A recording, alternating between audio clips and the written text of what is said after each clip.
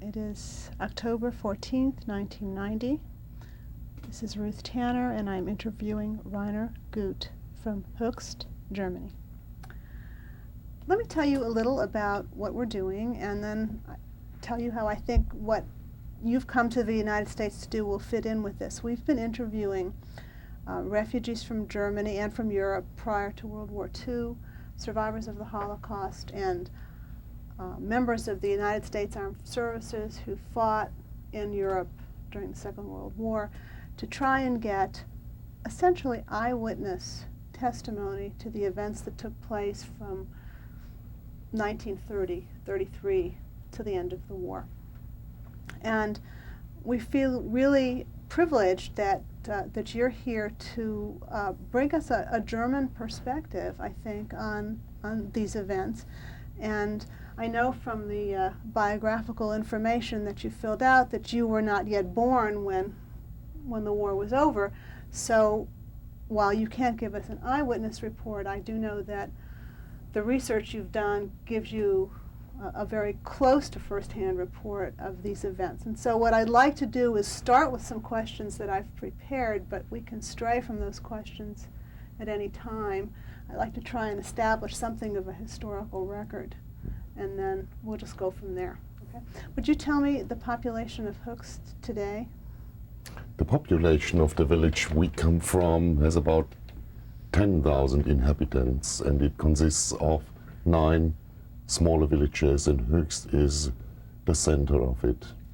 And what was the population in, say, 1930 of This Höchst? The population. Population, yes. Yeah. Of Höchst. It was in Höchst itself. It was about 2,500. And in the total, in the little combination of villages? There were only 2 villages where Jews lived. Okay. Yeah. That was Höchst, with about 205,000 inhabitants and about 120 Jews. And in Hitchbach there lived about 20 Jews with a population of about 150. Okay, that was my question. Good. Okay, thank you. That was the essence of what I wanted. So from Höchst proper, 2,500 residents, of whom 120 approximately were Jews. Okay. Tell me about the purpose, the general interests, really, of your historical club. I'd like to know about it, what it wants to do. Our historical club was founded 6 years ago, and we had the idea that there is a necessity to research on history, on the latest history, the latter history, because a lot of eyewitnesses died, and we wanted to have the last ones to be interviewed. Yes, I understand. Yeah.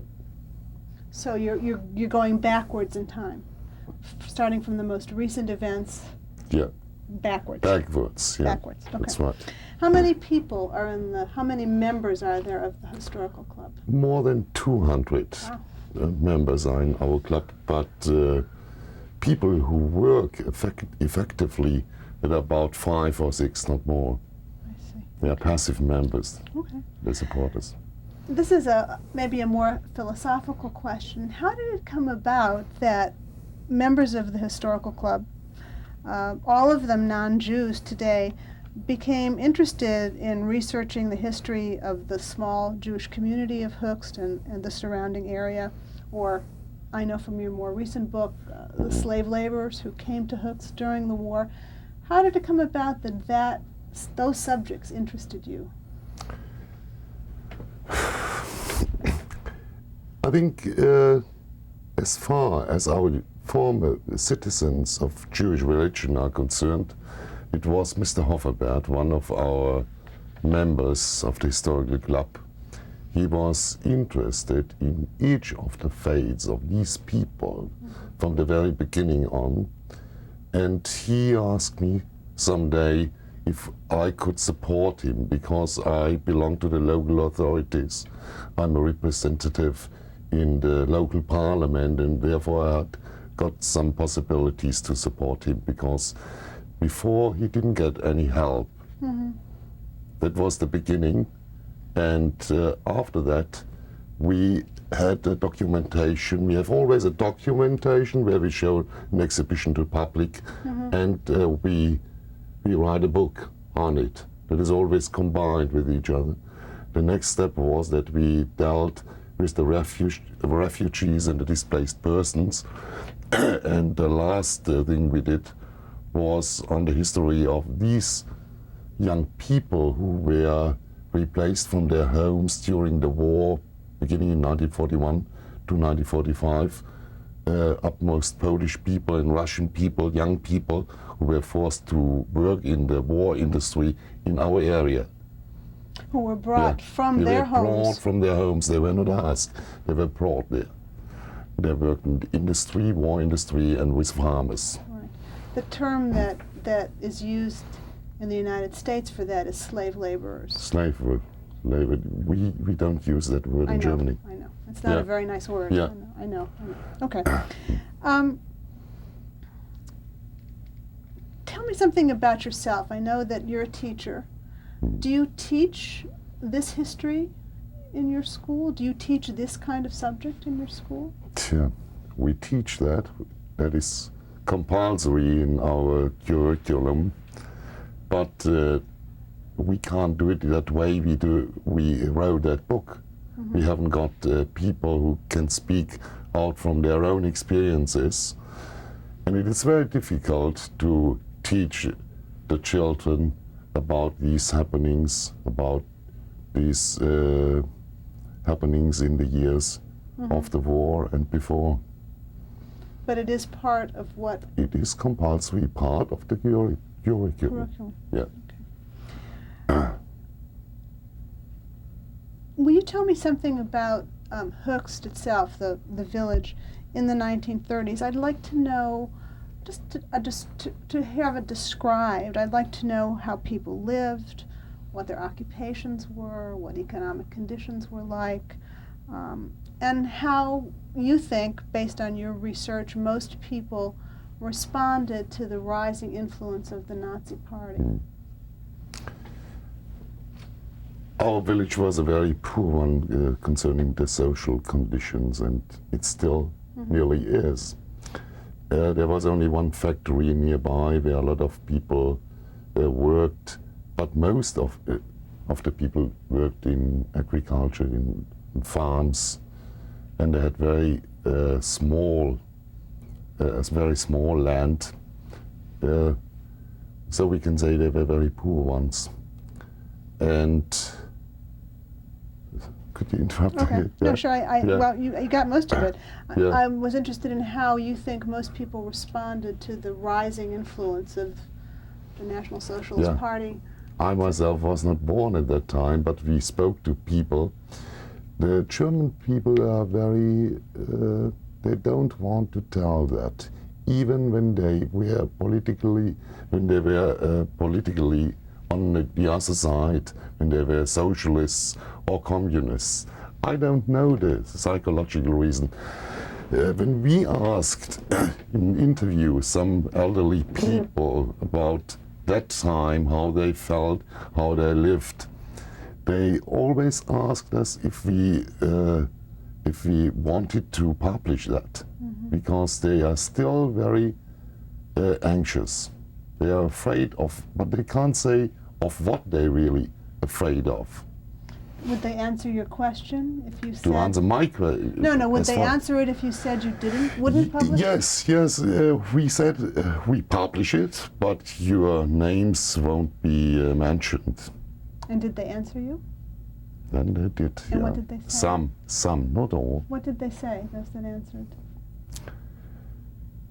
They said we lived together with the Jews, and there was the only difference that they had a Sabbath, for instance, and we went to church on Sundays. Otherwise, we lived on good terms. Yeah, we accepted each other, and the influence of the Nazis that can't be explained by them. Nobody told us that the reasons why he took part in these actions. These people we are not willing to be interviewed. It was only the passive population who behaved passively, who was willing to answer our questions. So those who really were non-participants Yes, that's right. would answer. That's right. Yeah. I see. Did the Jewish population of Höchst live in much the same way as their non-Jewish neighbors? Were they also poor, mainly agricultural? Especially our Jews were very poor people. Were poor. They're very poor people. There was no difference between the non-Jewish population and the Jewish one. Were they also working on farmland? Some of them did, but most of them had small shops.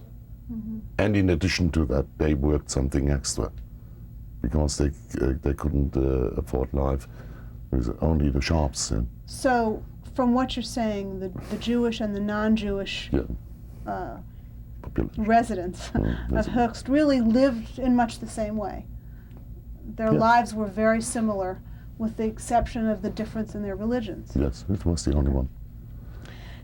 From what you've learned of that time, were the Jewish residents, we use the term here, good neighbors? Did they interact with their non-Jewish neighbors? Were they considered to be part of the community? Did they take part in things that were of interest to the non-Jewish residents of Höchst? There are some differences. What the cultural life and the social life, as far as this is concerned, they took part in it, in choirs, and they were engaged in the local authorities, parliament, yeah, but not so in the sports. I understand. Athletics, yeah. Athletics and so on, yeah.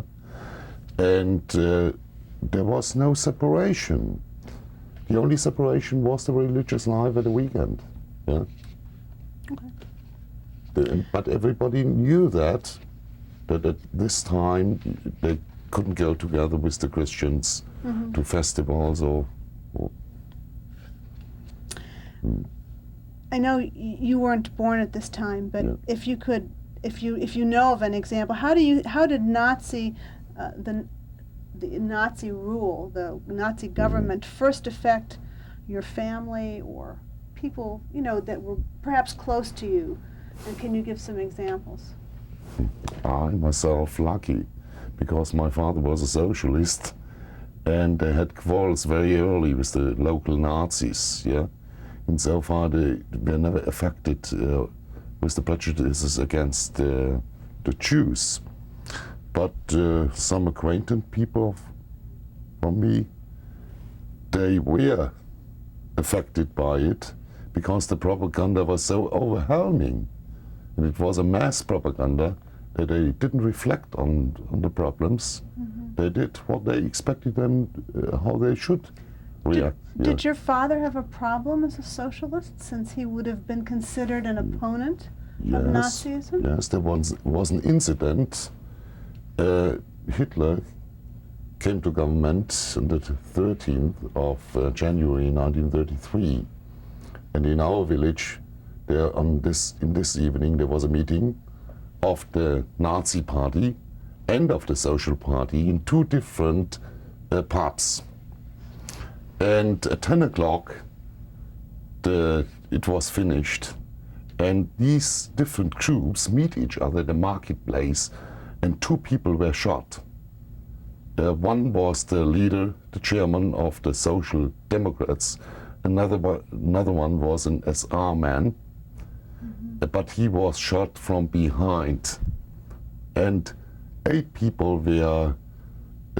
of these people were punished, or sentenced to prison between 6 years and 10 years. Yeah. The people who were sentenced were the socialists? Only the socialists. And the witnesses were young people at the age of 12. They witnessed that. And there was a process after the war, and the leader of the regional Nazis, he was a Höchsterian, Mr. Fleckenstein, he confessed at court that he shot his comrade from behind. It was an accident. But these people had to Serve go time. to prison, yeah. Yes. And their families were persecuted. Yeah. What changes took place as a result, and I'm talking about the non-Jews now of Höchst, from the Nazi control of really the Germany? Sorry, could you repeat? I'm sorry. What changes came about that were obvious in Höchst for everybody as a result of Nazi control of the government? In 33. Yes, in 33. Yeah, what changed in my village? First, the mayor was changed.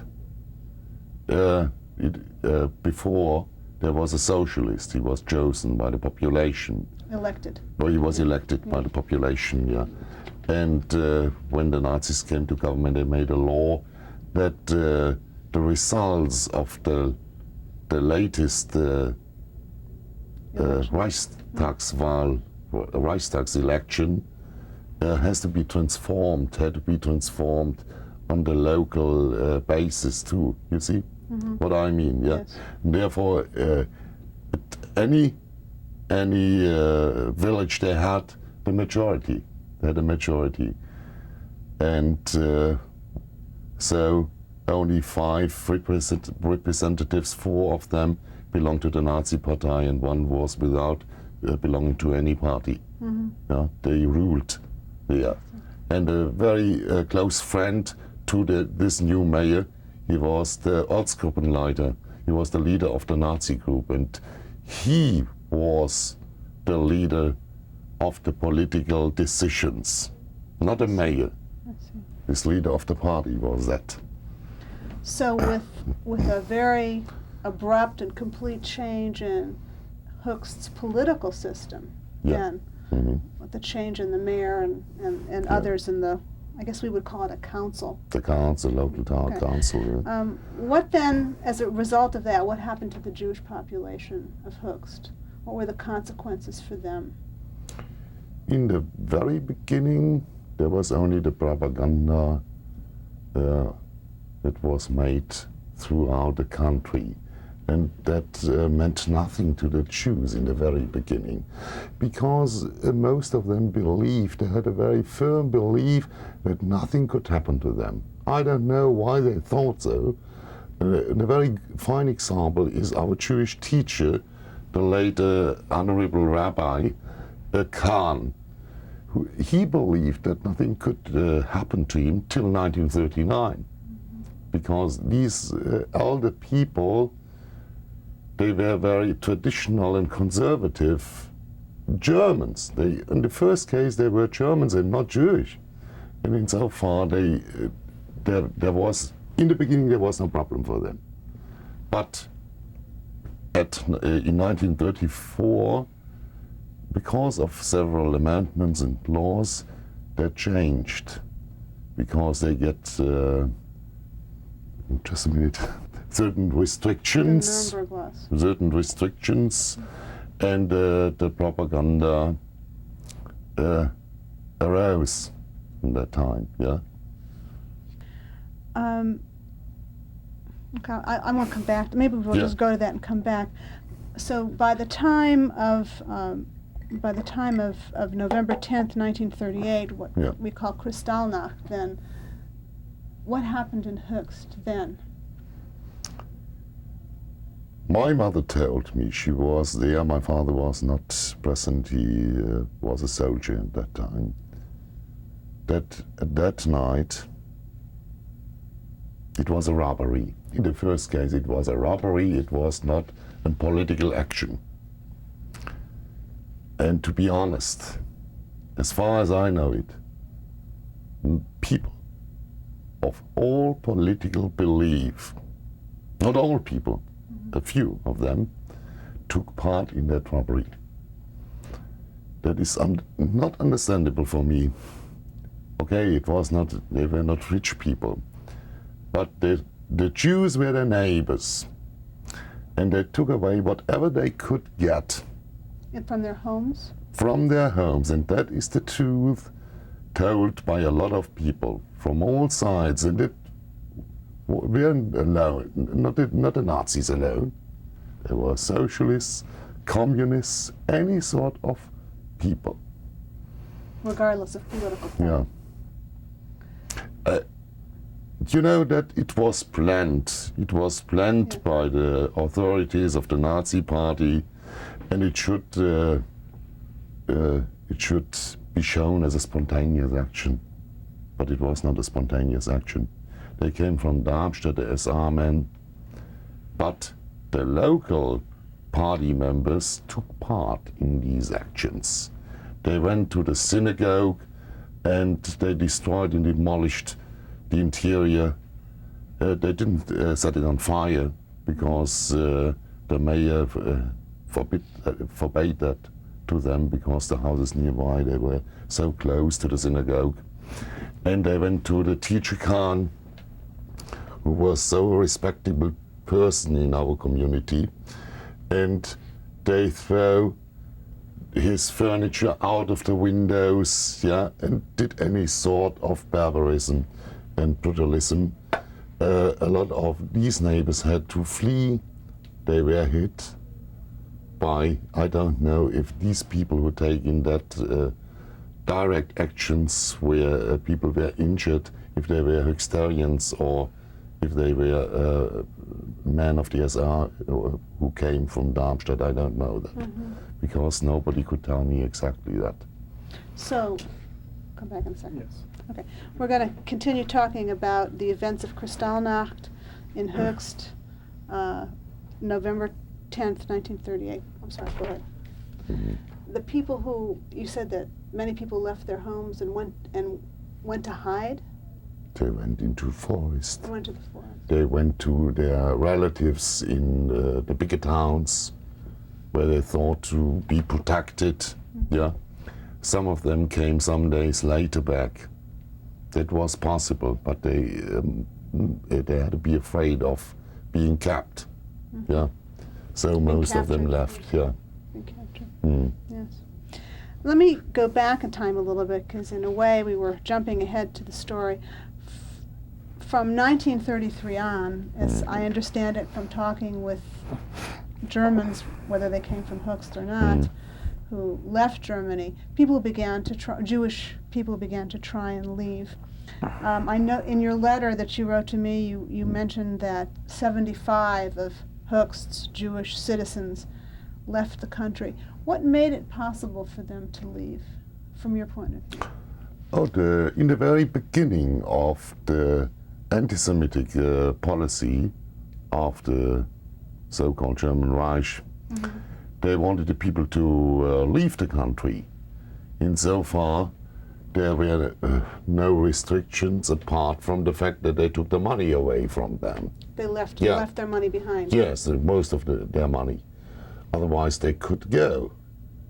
But I spoke about these people who were who lived for a very long time and had certain political views, like this teacher.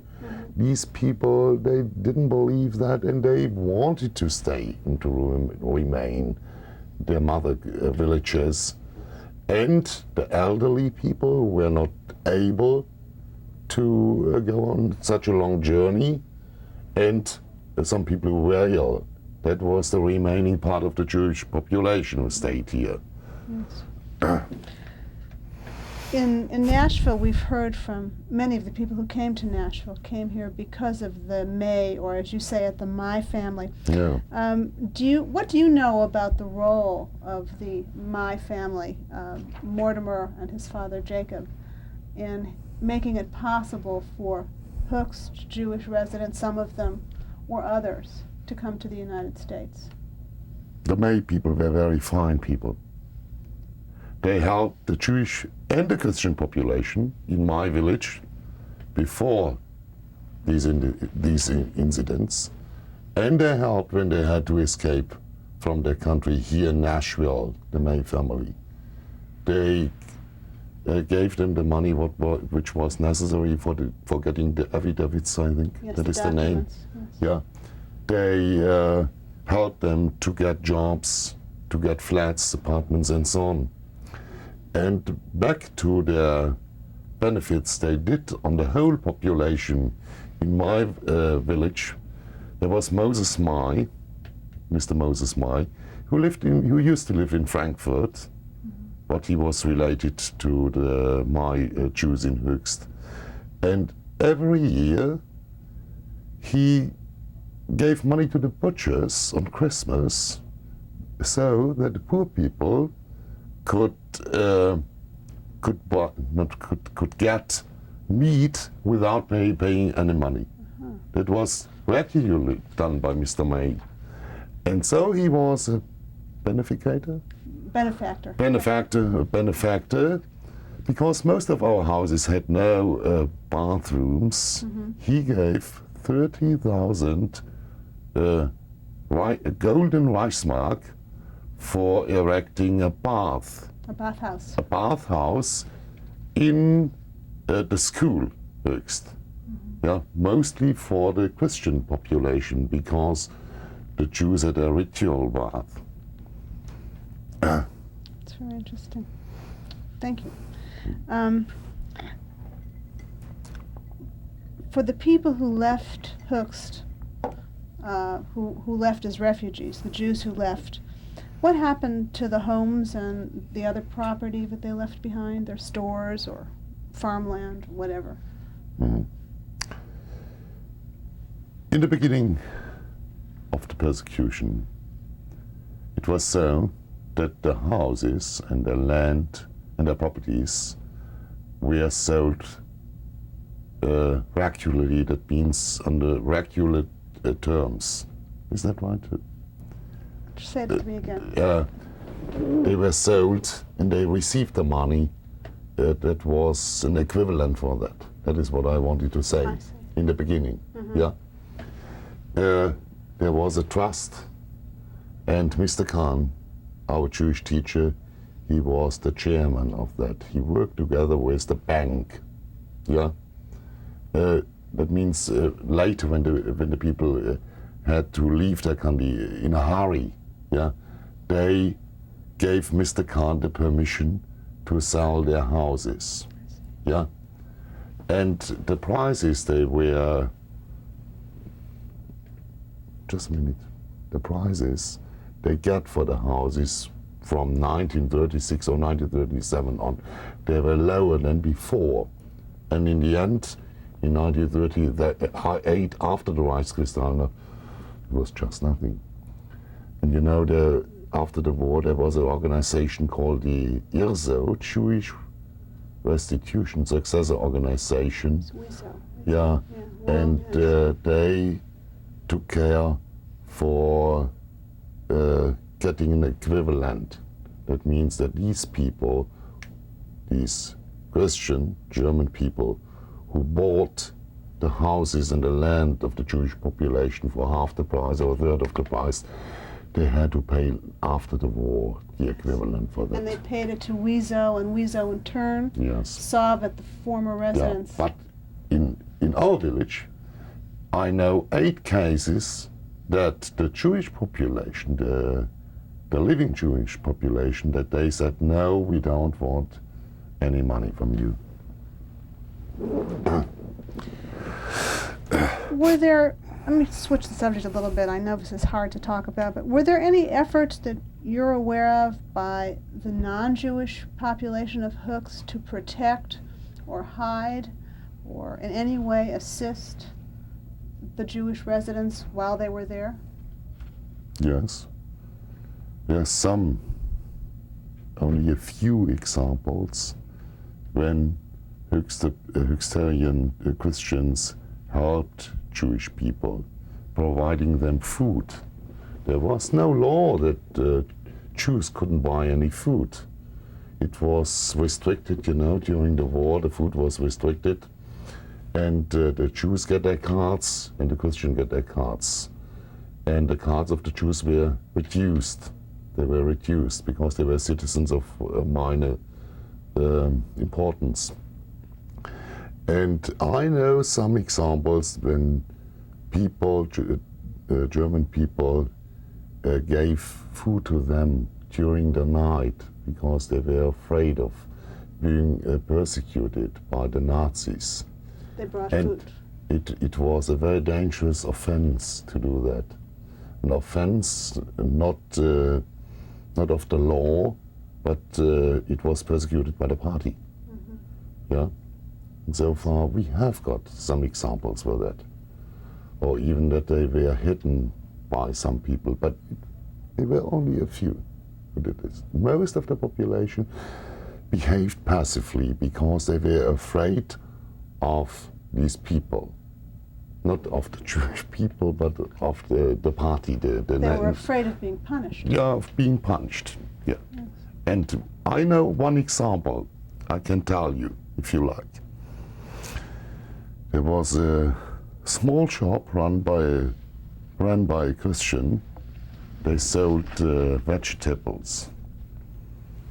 And this lady was Mrs. Schnellbacher.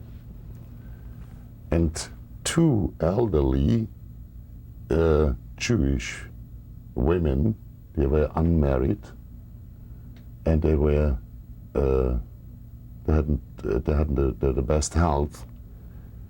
They went to that shop in 1942, short before the closing time. And I went in and I asked for some vegetables, and Mrs. Schnellbacher went into the kitchen and wrapped a cauliflower, very small cauliflower, into a newspaper. And meanwhile, a wife of a Höchsterian Nazi came into the shop and saw when Mrs. Schnellbacher gave this very small cauliflower to that Jewish woman. She said nothing in the first, but the next day, the following day, this Mrs. Schnellbacher was arrested, and it took 6 weeks to get her free. And to get her free, that was only possible because she knows some influential people. That was the situation like when they helped these people, and they were the very poor Jewish people. I know that in your documentation that you've done, you know what happened to the people who were not able to leave Germany. Yeah. Can you give some examples? Right, and you've said, you've already said very clearly that these are the poor, the elderly. We had 2 transports in 1942 and 1943. In 1943, all Jews were away. These transports consist of, at first, 15 people and then 14 people. The poor, Taken by truck? they were taken by truck, and they presumably knew where they did come to. Because we got some information that one of the SR men in Höchsteria, he told one Jewish lady, Mrs. Kramer, because she asked for something she had left at home when she was on at the lorry. He said, "It is not necessary, Mrs. Kramer, to go back. Where you come, you won't need anything." And this lady had 3 children, and they all died in the Auschwitz camp In Poland. in Poland. The elderly people, they came first to Theresienstadt. You know that. Yes, in Czechoslovakia. That was it was shown to the public as if they got new flats and everything would be all right there, but they didn't believe that. But on the other hand, I think that's a psychological problem. They didn't say to their children or to their relatives where they would come to. They didn't believe it, but they knew it. You understand? Yes, yes, I do. Yeah. I want to ask you a hard question, but Mm.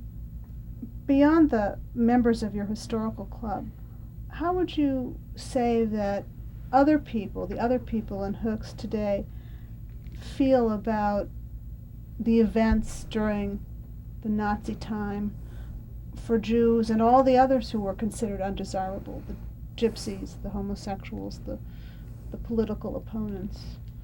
I'm including all of those people, I guess. How the people reacted when we published the book.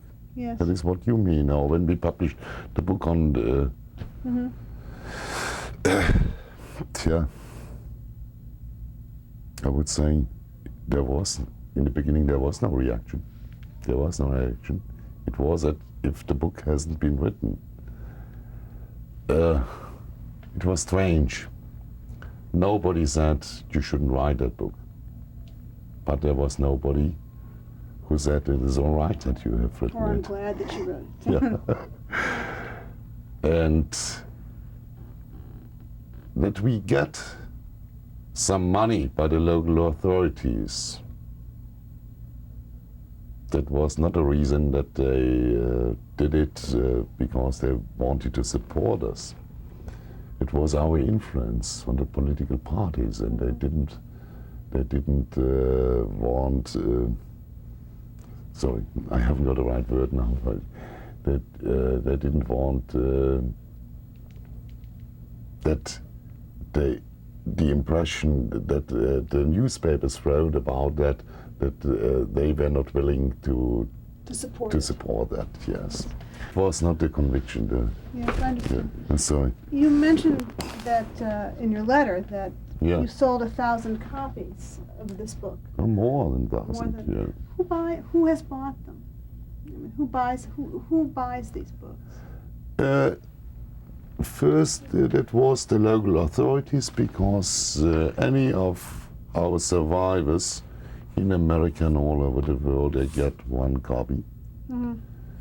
And then in the exhibition we had a lot of people outside our village. They bought it, not so the Hexterian population. I don't know why. Perhaps some of them were interested, but there was not a great support of the population. Let's talk about the book for a minute. The book covers the history that we've just been talking about. Not only that part, we tried to give some general ideas on the Jewish population, on their history and social history and religious education, because our aim was that the people should know and should understand more. Yeah. So far we have a general introduction. Do you feel, and maybe you've answered this, do you feel that some or even many Germans, and I don't necessarily mean people from Höchst, feel responsibility for this time or remorse, as you clearly feel, for the Nazi period? It is very hard to say. There's a difference between what people say and what people feel. And the people who feel guilty, they don't tell that. And the younger people, they don't feel responsibility for that. They don't feel being guilty for that. Mm-hmm. Might be some of them, they feel responsible because their father and grandfathers did such brutal things, but there is no personal feeling of being guilty. I experienced this at school, as a teacher at school. Yeah? And we must be careful as teachers. If we bring always the same facts, yeah, any school year, it might happen that our aims won't fulfilled. That is what I realized. I have been a teacher for nearly 20 years. And tell me a little more about that. I'm not sure I understand you completely, okay? Mm. That by telling children The way, about this bad time, yeah, that it may not have the influence or the result you would like? yeah. Why? Our lessons are not vivid, is not a vivid documentation of what happened. It is very abstract to these young people. And the last 10 years, we had a lot of series on Jewish persecution on television. A lot of books were produced because it wasn't done just after the war. Yeah. And insofar, I wanted to say that if you influence young people with so many documents, the effect on them might be vice versa, because they reject it. What do I have in common with that? Is that why I am responsible for that? Yeah, that is what I wanted to express with that. I understand. Yeah. That leads me to a question, another Yeah. question that I have that's also a hard question. We read in the United States about a rising neo-Nazism in Germany. Do you feel that that's a movement that is gaining political support?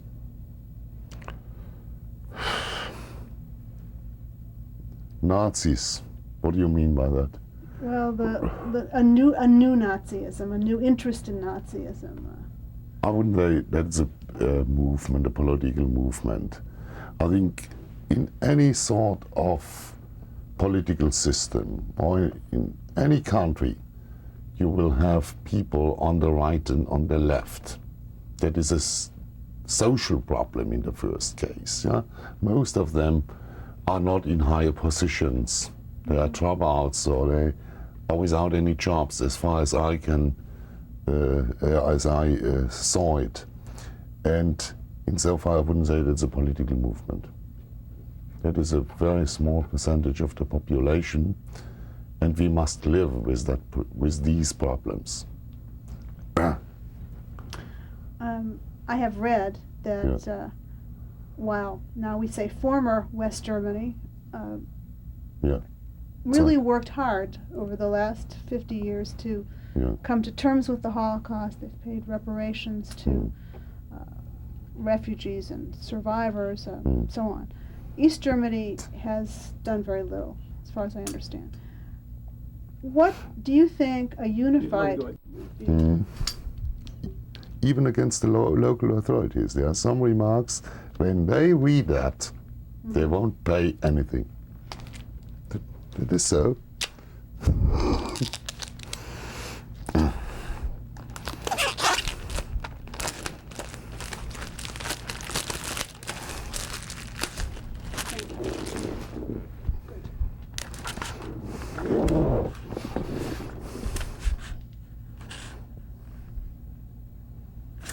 No, for instance, Lech Kowalski from Warsaw, I know him. I met him in March, Dr. Kowalski. You ready, Mark? Yes. Okay. We'll come to it in a minute. I'm going to ask you about it in a minute. Let me ask you two more other questions. I want to finish the question I started. I had started saying in the previous tape that while West Germany, former West Germany, has done a great deal to respond to refugees and survivors of the Holocaust, East Germany, former East Germany, has done so far very little. What do you think now that a unified Germany can do toward promoting a wider understanding of this period in German history? The people in the eastern part of our country, they lived under dictatorship, but it can't be compared with the Nazi regime. That is what I first wanted to say. But their education concerning the history during the Nazi regime is not a very good one. And so far, I think we have to teach at least the younger generation what happened in those days. But I don't know a method how to do that, you know. But I think it's necessary because I heard that there is a group, not a small group, of young people in that eastern part of Germany who behave like fascists sometimes. Yeah, that is a more severe problem than in West Germany, to speak in those terms. Yeah. I don't know a method how to I don't know either, how so. to resolve that problem here. Yeah. I wanted to ask you one more question. Just Okay. they are even against Polish people. Yeah. Yes. Okay. I wanted to ask you about the memorial that is on the in the place in the place where the synagogue used to stand after it was demolished. And I know there's a memorial there with a plaque on it to the Jewish community. Yes, I'm not sure I have it right, so I'm sort of stumbling over the words. But there's a memorial near where the synagogue used to be. Near where the synagogue used to be. And a plaque on the memorial to the Jewish community of Höchst. And my question really was, what other things can be done in Höchst alone to help its citizens understand what happened in those years? Plaques on houses, for example, or educational programs? I'm just making general suggestions. I think the best thing to do is what we are doing. Yeah, we come together with the survivors of the Holocaust. We take any opportunity to meet each other and to speak each other.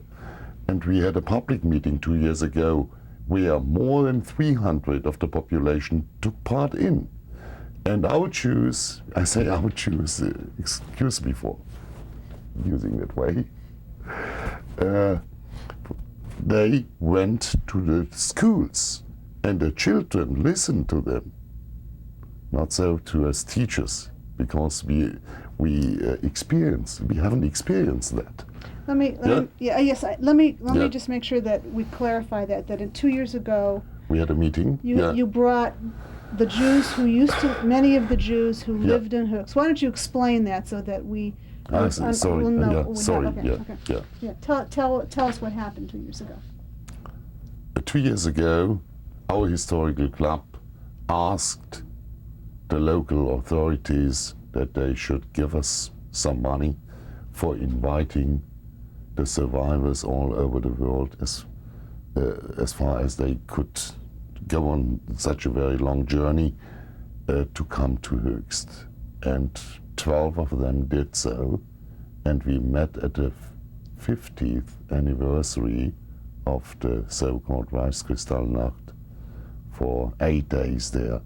And I think this meeting was an opportunity that more than 300 Höchsterians took part in a panel discussion, and later on they had the opportunity to ask questions to the survivors. I remember one incident, a man of 50, he didn't know that his father did take part in the action. He didn't know, and he had a separate talk with Mrs. Frank Herzfeld, who is from Nashville. He didn't know that his own father was a Nazi. No, he didn't know. And what he did, not only his membership, that is not so interesting, what he really did. Yeah, she told him. That was not for the public. She told him privately. That's a good answer. I'd like to know about your new book. You have the Höchst Historical Club has just published a new book on the young people who were brought to the town between 1942 and 1944 to work in war industry. And maybe you could tell us a little bit about what the book is about. Yeah. The book is a documentation on the foreign slave workers who were forced to leave their countries to work for 4 or 5 years in Germany, in the war industry and in the gum industry and with the farmers together. Yeah? Imagine that in such a small village like ours was, and a neighbor village, there were 1,800 young people from the age between 18 and 28. Most of them came from the eastern countries, Ukrainians, Polish people, and a lot of girls, young girls from the High Crim. And any sort of nations, but less of the Western countries. And there were special laws and special conditions under which, for instance, the Polish and the Ukrainian people had to work. They had to work 12 hours a day, whereas the Italians had to work 8 hours. They get less food, for instance. They had no allowances to go to a cinema or to go outside the camps. Yeah? They even forbade them to have their services. That is all printed in that book. Yeah? Even the laws they make specifically for that group or for those groups. We've covered a lot of ground, and I know some of it's a lot of information, and I know some of it has been hard for you to talk about. Is there anything that I haven't asked you that you would like to say? There's a lot, but I think it's not possible to tell that all in an interview like that. I'm very pleased that the May family living in Nashville here gave our Jewish people the possibility to live in a free country. And I think that is very important, that such people, that those people were there and helped. And we are very thankful for that. And we are even very thankful that we can be here in New York and in Nashville. And we are thankful that the citizens of our town or our village, that they are so open-minded to us. Therefore, I want to say thank you. I would like to say thank you to you for helping us understand how some Germans see this period in a way that makes us feel good. So thank you very much. Thank you. Last. Yeah. Long A. All right.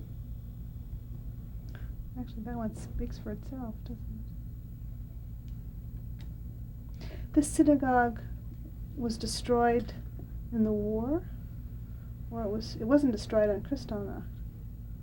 It was destroyed in the Reichskristallnacht, Oh, it was. but they didn't set it on fire because it was too dangerous for the other buildings. But it doesn't exist anymore. Yeah, it was used for in the war for the Red Cross, and after the war in 1946 they broke it down. I see. You ready, Mark? Mhm. Switch? Okay. Why don't you put it up on the chair, and then I'll hand you another one. Or put it down. Which? Here we go.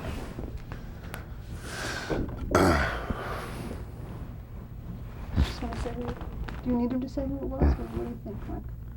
Well, I can either say who it is, or I can just shoot the title and then come up on it. Do you want to say who it is? This is the Jewish teacher, Mr. Hermann Kahn. He is the honored citizen of our village. He was a Jewish teacher for more than 50 years. The one you spoke about. Sunday. Yeah.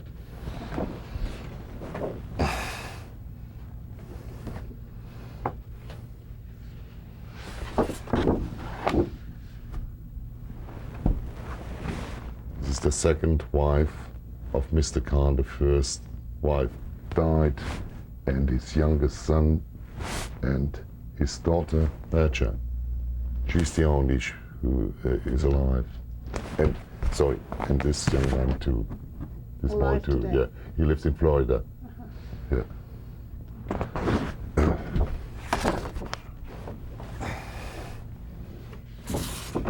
This is the whole family, Khan. They had a house nearby the synagogue. And he was the director of the choir. In the synagogue or for the town? In this, to the town, yeah. Town.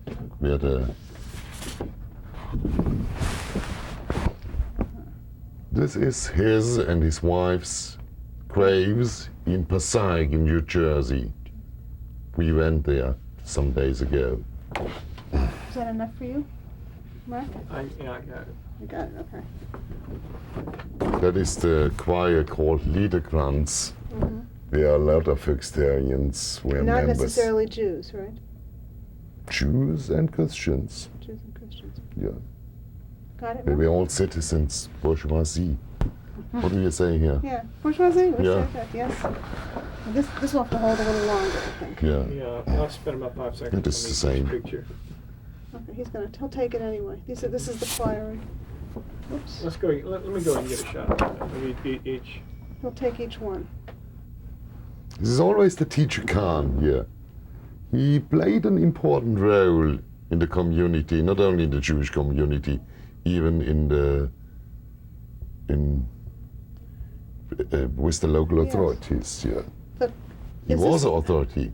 is this the choir at different times, or everybody's in the same choir? They went on excursions every year, and they took photos. I see. Yeah. This also is complicated. Can you pull that one off? This shows the correspondence of our secretary, who is responsible for the contacts with the Jewish families when he started the contacts about 12 years ago. I see. And as there was no support from our local authorities because they said you can't get any addresses because of protecting the dates of these people, he got help by two newspapers. It was the Aufbau in New York and the Israel News in Jerusalem. It is the same.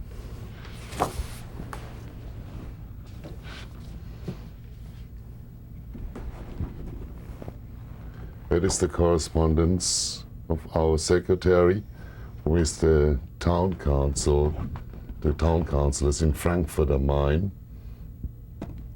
One of our Jewish person died, and he was buried on the cemetery, on the Jewish cemetery, but there was no tombstone erected. And 5 years ago, our secretary asked the local authorities, and they managed that a stone in the graveyard was erected. Das ist auch diese Korrespondenz. Same thing, okay. Yeah. Oh, that's quite interesting. That is a contact of a Höchst Christian citizen with Mr. Hermann Kahn, the Jewish teacher. The Jewish teacher was so insulted that he didn't want, understandably, to have any contact with Höchst, and so his children. But as he was a very upright and honest man, he gave the address of his children to the letter writer, you see? But he wrote that he himself didn't want to have any further contacts. What was understandable. What did this gentleman from Höchst, want from him? The addresses of the teacher's children. Oh, I see. Okay. Because they had a meeting of the class members of the school class members, you see. And they wanted to invite the children. Yeah, and he wrote, it was in my mind that I didn't want to have any contact with any of the Germans because a lot of them are anti-Semitic and people, and but apart from that, I will fulfill my duty and give you the addresses of my children.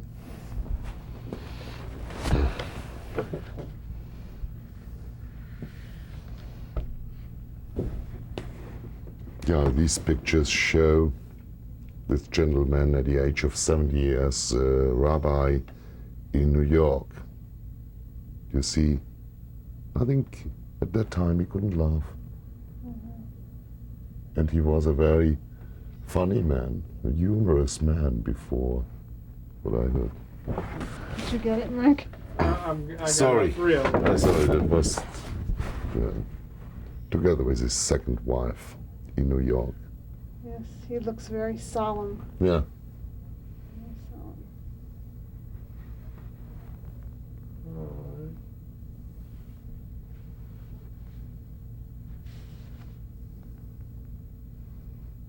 Okay.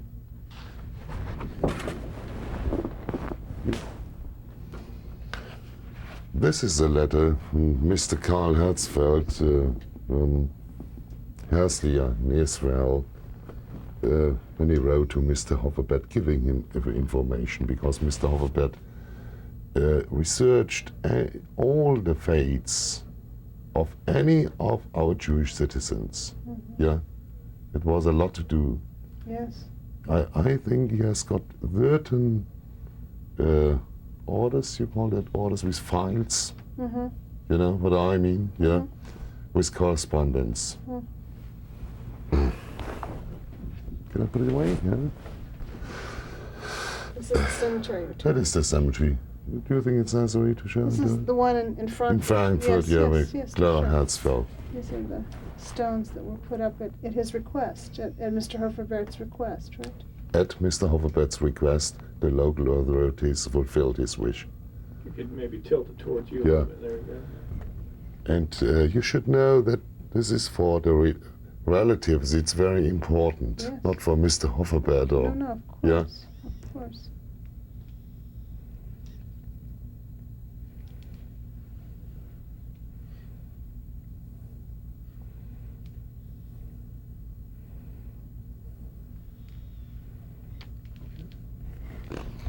What do you call the Torah roll? Torah roll? Or Torah? Torah roll? Torah? Torah roll. Mm-hmm. And but later, when the Nazis might, and synagogues outside Höchst were destroyed, they brought some Torah rolls to that synagogue. I see. And I think that teacher Kahn took, I don't know exactly if it was so, took some of the rolls with him, yeah, and brought them to America, and some of them even went to Paraguay. Yeah, and one of the German, of the Höchsterian Torah roll is buried on a graveyard in Asunción in Paraguay. Asunción. Yeah. Each of our synagogues here in Nashville has a Torah scroll Yeah, from Eastern Europe. in Eastern Europe, yeah. Well, one is from Czechoslovakia. I Oh. don't know. I don't know where the one in the temple is from, but brought from synagogues like this. You know, if there is a list where they try to fill in where all the roads. This shofar, you know, that is it Yes. belonged to the Center. Höchst community, yeah. Mhm. And this is now in the synagogue of Asunción Ascension, in Paraguay. Interesting. Some people Interesting. took it away with them.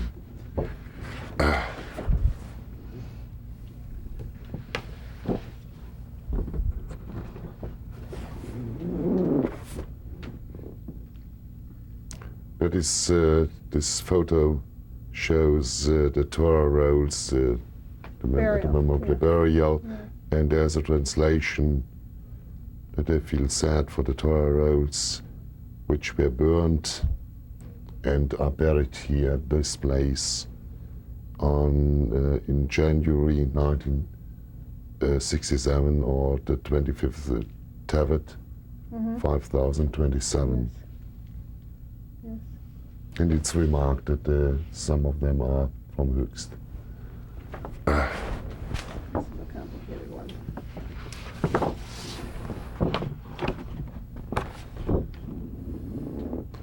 It was at the 50th anniversary of the Reichskristallnacht. There was an official act in our town where even some representatives of the Jewish community. This is what you were telling me, that when the 12 people came?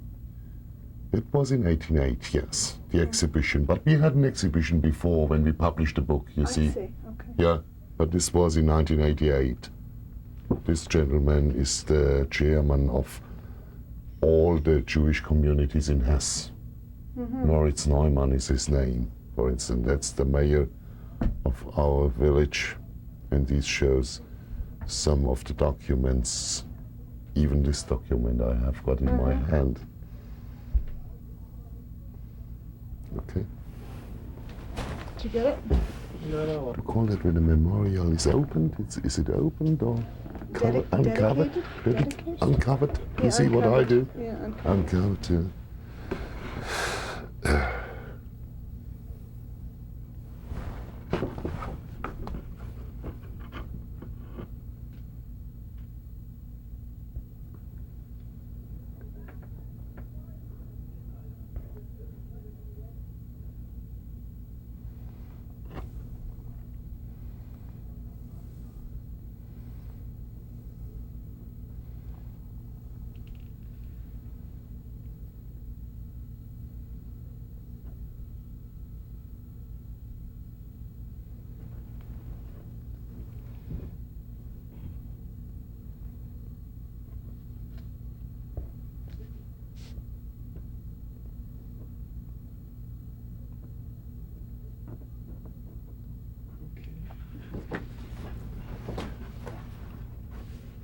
This is a newspaper article where a Nashville citizen is quoted. That is Mrs. Elsa Frank born Herzfeld. She is a very open-minded lady, and she always told us, and she was the first who came back to Höchst after the war. Lasst eure Stimmen hören, bevor sie vor Angst erstickt. That is hard to translate, but it means that you should say what you think. And you shouldn't being afraid of the consequences. Yeah, so long as you can tell your opinion, you should do that. And she helped us a lot. This very humorous lady. And the photos show. What did we say? The opening or the uncovering? The uncovering of the memorial, which shows a relief, and we have written down that the synagogue stood at this place, and we expect that all the brutal and horrible things should never happen again.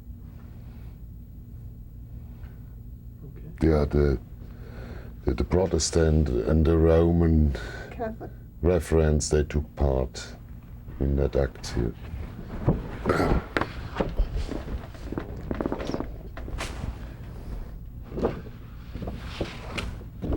That is another quotation of Mrs. Frank Oh, I see. Herzfeld. There's Elsa here. She said, "We Jews were Germans in the best sense of the word." And she is together with our mayor here in Höchst. We Jews earlier. We Jews We were, Jews. Were Germans in the best Yeah. sense of the word. Yes. That's very nice.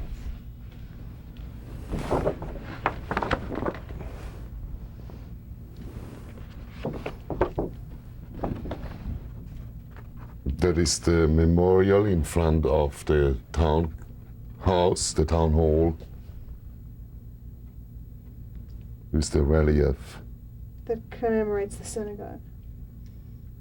That is near to where the former synagogue used Yes. to be. It's a very central place now. Next. Everybody meets that memorial.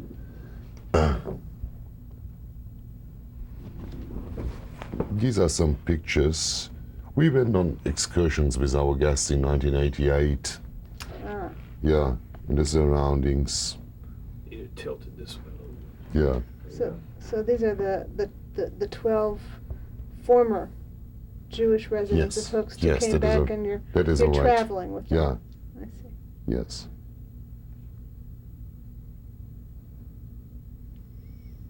There's some people from Paraguay and Argentina and Brasilia.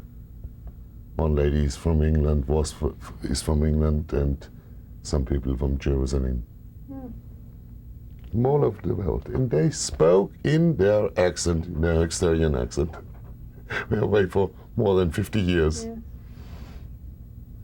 That's wonderful. And that was very impressive for the children at school, yeah? When they heard them speaking a dialect, yeah, speaking in accent, Yes. they couldn't believe that.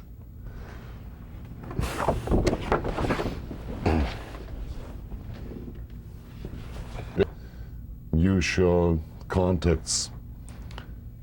There is we call this man the Landrat. He is responsible for a whole district. I don't know if you have such an institution in America. And some of our guests here. Okay, Mark? It is not ordered chronologically, like I told him.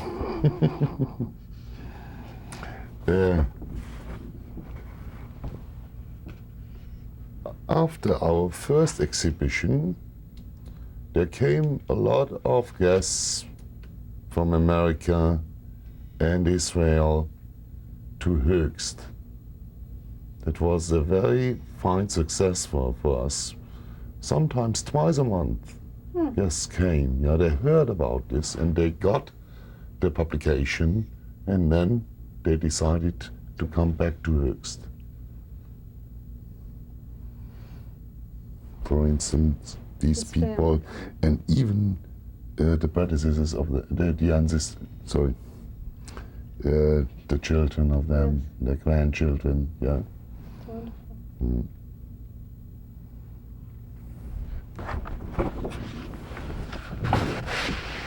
And Mr. Hoffenberg was always busy Yes. in showing see. the documentation. but he was very proud of this. For instance, this gentleman came from Jerusalem, Manfred Kahn. His relatives used to live in Höchst, but he himself was in Großumstadt, it is a town nearby. And some other people.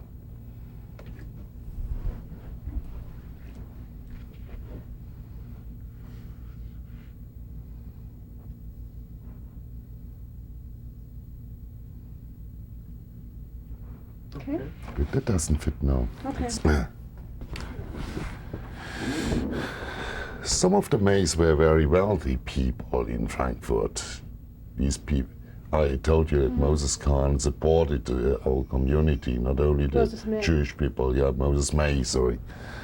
And he had a department store in Frankfurt, but he was the only May who was rich.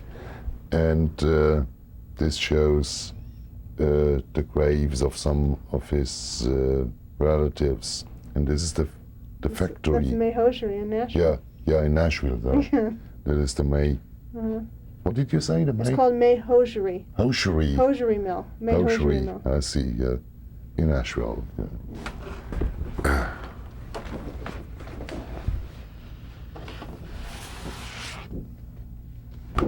This is the benefactor, Moses May. What became of him? He went to Nashville too. Yeah, Moses May. Yeah. Doesn't look like Jack or Leo. On the left hand you see this gentleman with his only daughter, Margaret Moore.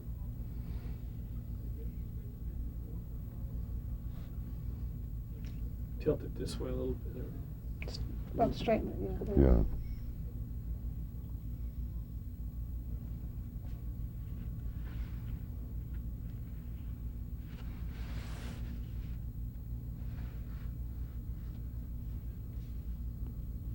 Okay. Oh, by the way, did I tell you that we had since 1989, yeah, we have got a Jewish graveyard in Höchst. Before, all the corpses had to be buried in Mittelstadt, this village about 10 miles away. Mm-hmm. And as the community grew up, it was necessary to have an own graveyard. Mm-hmm.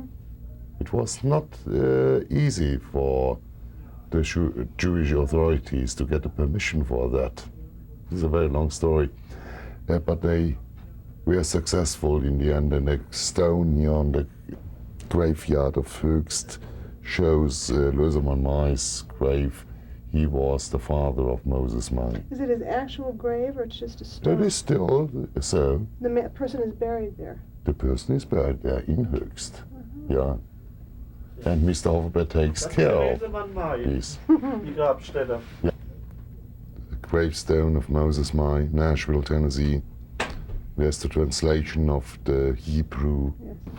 These two letters are from December 1919, and they are addressed to the chairmen of the Israeli community, and they show that Mr. Moses Mai sent money for the poor people of Höchst. Both.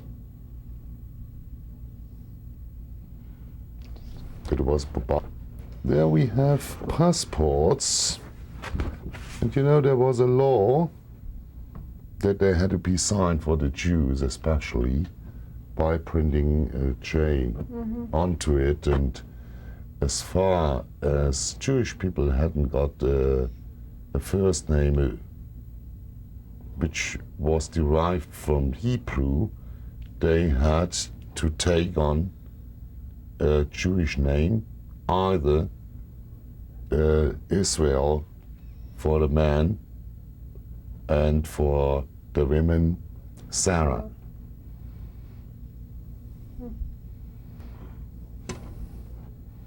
Okay. And there is the permission that they can go away Leave. printed Yes.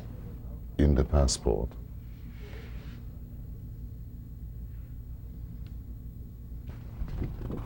This family lives It's Hetty.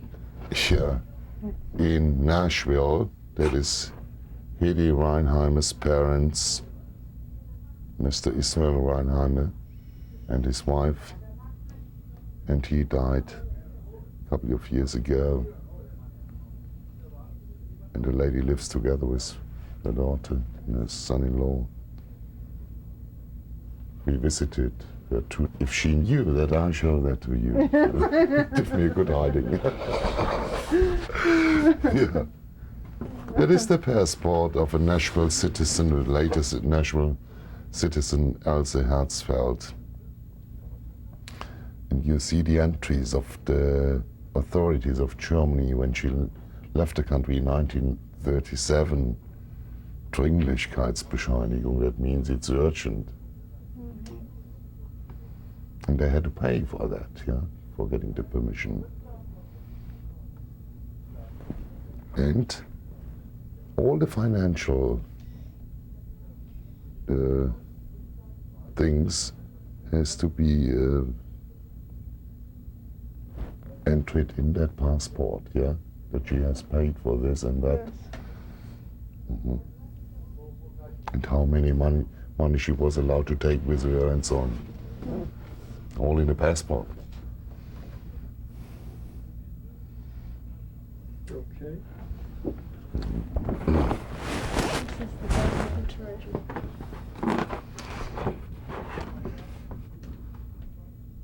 Our secretary has solved all the fate of the killed people, apart from 3 persons where he doesn't know where they came to. And we work very closely together with the so-called Sonderstandesamt. They are responsible for the whole Federal Republic of Germany, where the Jews came to. And they perform the documents, yeah? And we could help them. And a very fine lady, and she helped us. There we got the documents. Yeah. This is from Theresienstadt. That is Auszug aus dem Todesregister. You have very strange names in German language. It means an extract of the register of the dead people, of the dead people.